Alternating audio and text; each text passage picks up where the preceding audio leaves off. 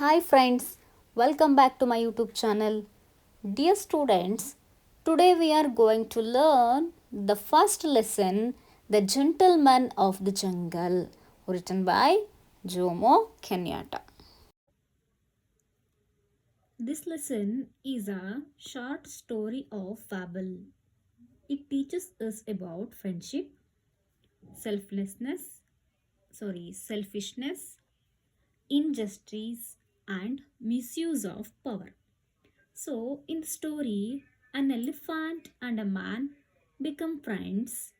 The man helps the elephant during a storm, but later the elephant cheats him and takes over his pets. Okay.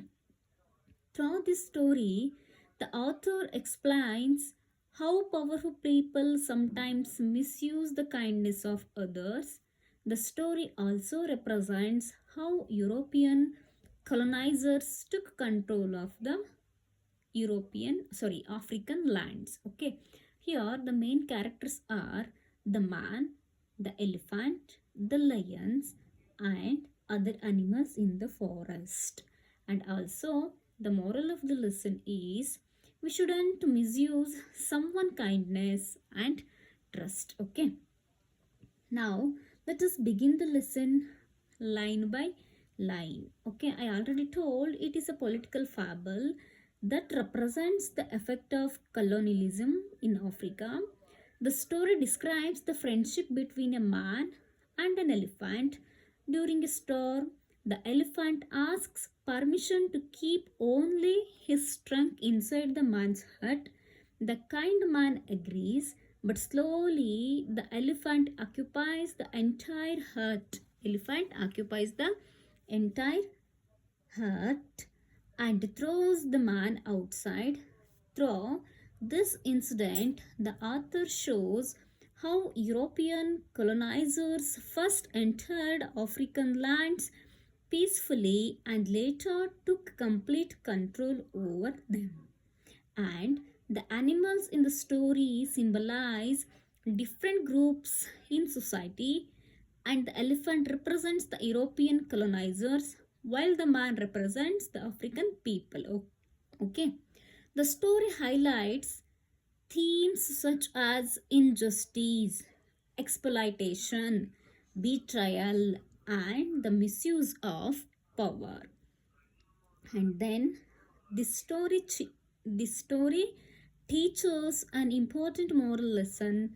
Powerful people may use or misuse the kindness and trust of weak people for their own benefit which means ನಿಮಗೆ ಕನ್ನಡದಲ್ಲಿ ಹೇಳಬೇಕು ಅಂತ ಹೇಳಿದ್ರೆ ಈ ಒಂದು ಕತೆ ರಾಜಕೀಯ ನೀತಿಯಾಗಿದ್ದು ಆಫ್ರಿಕಾದ ಮೇಲೆ ನಡೆದ ವಸಾಹತುಶಾಹಿಯ ಪರಿಣಾಮವನ್ನು ತೋರಿಸ್ತಾ ಹೋಗುತ್ತೆ.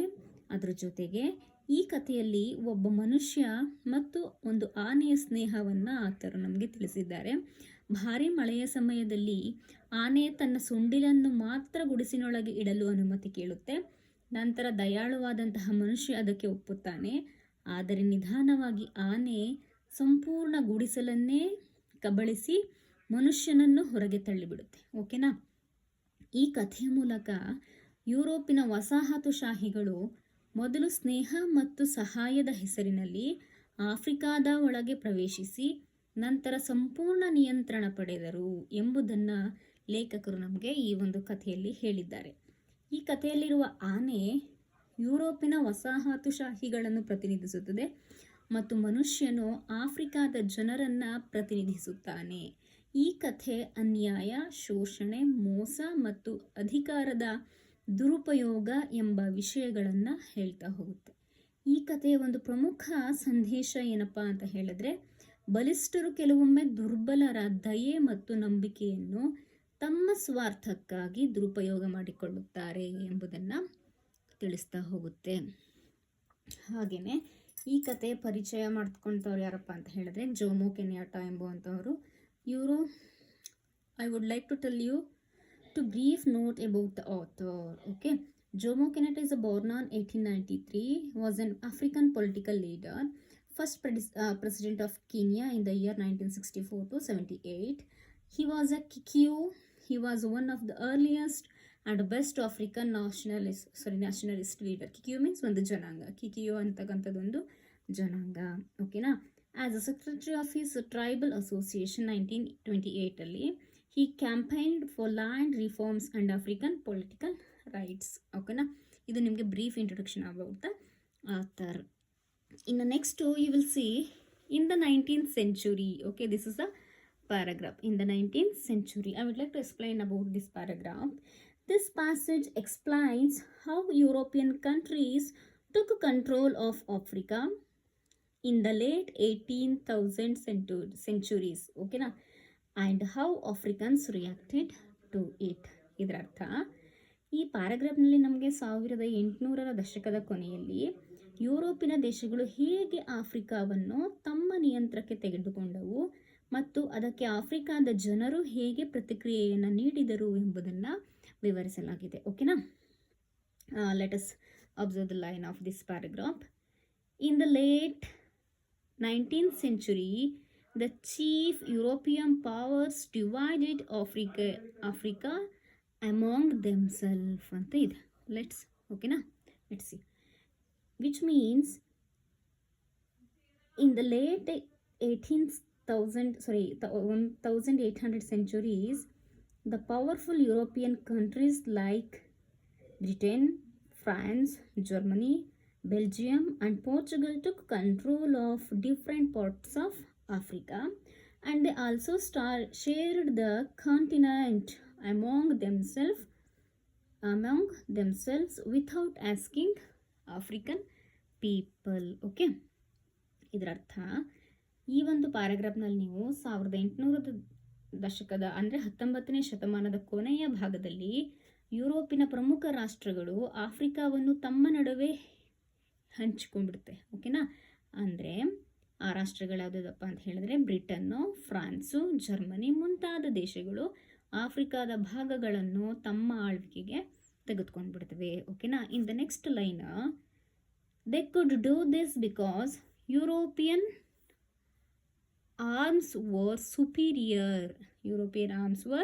superior, which means Europeans had stronger and more advanced weapons such as guns and cannons, like African kingdoms and communities could not easily fight against this military power. ಇದರ್ಥ ನಿಮಗೆ ಯುರೋಪಿನ ದೇಶಗಳ ಆಯುಧಗಳು ಮತ್ತು ಸೈನಿಕ ಶಕ್ತಿ ಆಫ್ರಿಕಾದವರಿಗಿಂತ ಬಹಳ ಶಕ್ತಿಶಾಲಿಯಾಗಿದ್ದವು. ಆದ್ದರಿಂದ ಅವರು ಸುಲಭವಾಗಿ ಆಫ್ರಿಕಾವನ್ನು ಗೆಲ್ಲಲು ಸಾಧ್ಯ ಆಯಿತು. ಇನ್ the next line, and because the African chief did not understand the meaning of treats, they were asked to sign, which means in English,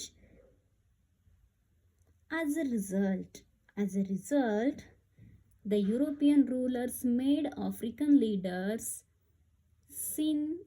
sign agreements. It means agreements.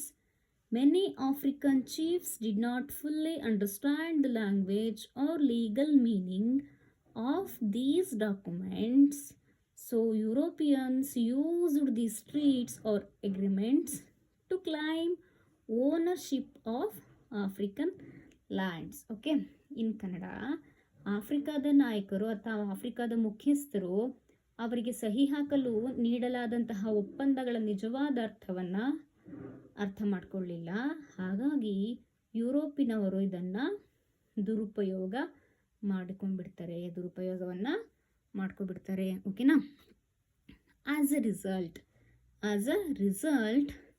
African lost the lands they had traditionally lived on and cultivated, which means because of these unfair agreements, Africans were forced to give up their ancestral lands, means forefathers' lands, Ancestor means forefatherlands. They lost the farms and homes where their families had lived and worked for generation. Okay, ಇದರ ಅರ್ಥ ಕನ್ನಡದಲ್ಲಿ ಹೇಳಬೇಕು ಅಂತ ಹೇಳಿದ್ರೆ, ಇದರ ಪರಿಣಾಮವಾಗಿ ಆಫ್ರಿಕಾದ ಜನರು ತಮ್ಮ ಪಾರಂಪರಿಕ ಭೂಮಿಗಳನ್ನು ಕಳೆದುಕೊಬಿಡ್ತಾರೆ ಹಾಗೂ ಅವರು ಹಲವು ವರ್ಷಗಳಿಂದ ವಾಸವಿದ್ದ ಮತ್ತು ಕೃಷಿ ಮಾಡುತ್ತಿದ್ದ ಜಮೀನನ್ನು ಕೂಡ ಏನು ಮಾಡ್ಕೊಬಿಡ್ತಾರೆ, ಕಳೆದುಕೊಬಿಡ್ತಾರೆ. In the next line, their attitude towards European expansion is made clear in the following fable. These lines mean Africans were unhappy and angry about European colonization. Colonization means expansion, means spreading control over more land. Okay, this reason a fable or a short story with a moral lesson shows their feelings and opinions. In Kannada, ಯುರೋಪಿನವರ ಈ ಒಂದು ವಿಸ್ತರಣೆ ಮತ್ತು ಆಳ್ವಿಕೆಯ ಬಗ್ಗೆ ಆಫ್ರಿಕಾದವರ ಅಭಿಪ್ರಾಯವನ್ನು ಮುಂದಿನ ನೀತಿಕತೆ ಸ್ಪಷ್ಟವಾಗಿ ತಿಳಿಸುತ್ತೆ. ಅದರ ಅರ್ಥ ನಮ್ಮ ಒಂದು ಚಾಪ್ಟರ್. ಓಕೆನಾ? which reflect the attitude of the Kikiyu. Kikiyu means a dynasty or a jananga. Kikiyu people of Kenya, ಇಲ್ಲಿ ನಡೀತಕ್ಕಂಥದ್ದು place Kenya, towards European laws and commissions, which means the story represents the views of the Kikiyu people, an ethnic community in Kenya. They believed European laws and government commissions were unfair and harmful to Africans. Okay, which means ಈ ಒಂದು ಕಥೆ ಕೀನ್ಯಾದ ಕಿಕಿಯು ಜನರು ಯುರೋಪಿನ ಕಾನೂನುಗಳು ಮತ್ತು ಆಡಳಿತದ ಬಗ್ಗೆ ಅಥವಾ ಆಡಳಿತ ಕ್ರಮಗಳ ಬಗ್ಗೆ ಹೊಂದಿದ್ದಂತಹ ವಿರೋಧಾತ್ಮಕ ಭಾವವನ್ನು ತೋರಿಸ್ಕೊಡುತ್ತೆ. ಓಕೆನಾ? ಈ ಒಂದು ಪ್ಯಾರಾಗ್ರಾಫು. ಇನ್ನು ಫೈನಲ್ ಆಗಿ ಹೇಳಬೇಕು ಅಂತ ಹೇಳಿದ್ರೆ, the paragraph describes how Europeans colonized Africa using military strength and unfair treaties or unfair agreements. Africans lost their land and freedom, and many communities such as the Kikiyu people of Kenya strongly opposed European rule. ಇದರ ಅರ್ಥ ಏನಪ್ಪ ಅಂತ ಹೇಳಿದ್ರೆ, ಈ ಒಂದು paragraph ನಮಗೇನು ತಿಳಿಸ್ಕೊಡತ್ತಪ್ಪ ಅಂತ ಹೇಳಿದ್ರೆ, ಕಂಪ್ಲೀಟಾಗಿ ಯುರೋಪಿನ ದೇಶಗಳು ಹೇಗೆ ಆಫ್ರಿಕಾವನ್ನು ತಮ್ಮ ಒಂದು ಅಧೀನಕ್ಕೆ ತೆಗೆದುಕೊಂಡು ಮತ್ತು ಅದರ ಪರಿಣಾಮವಾಗಿ ಆಫ್ರಿಕಾದ ಜನರು ತಮ್ಮ ಭೂಮಿಯನ್ನು ಹೇಗೆ ಕಳೆದುಕೊಂಡ್ರು ಎಂಬುದನ್ನು ವಿವರಿಸುತ್ತೆ. ಹಾಗೆಯೇ ಕೀನ್ಯಾದ ಕಿಕಿಯು ಜನರು ಯುರೋಪಿನ ಆಡಳಿತವನ್ನು ವಿರೋಧಿಸಿದ್ದರು ಎಂಬುದನ್ನು ಕೂಡ ಈ ಒಂದು ಪ್ಯಾರಾಗ್ರಾಫ್ ನಮಗೆ ತಿಳಿಸ್ತಾ ಹೋಗುತ್ತೆ. ಇದೇ ಥರ ಸೇಮು ಈ ಒಂದು ನಮ್ಮ ಲೆಸನ್ನಲ್ಲಿ ಮೋರಲ್ ಇದೆ. ಏನಪ್ಪ ಅಂತ ಹೇಳಿದ್ರೆ, the relationship between a man and a elephant. Okay, we will continued in the next class. Dear students, today we learned the lesson's background story. Okay, I hope all of you understood the lesson clearly and carefully. Okay, thank you students. See you in the next class.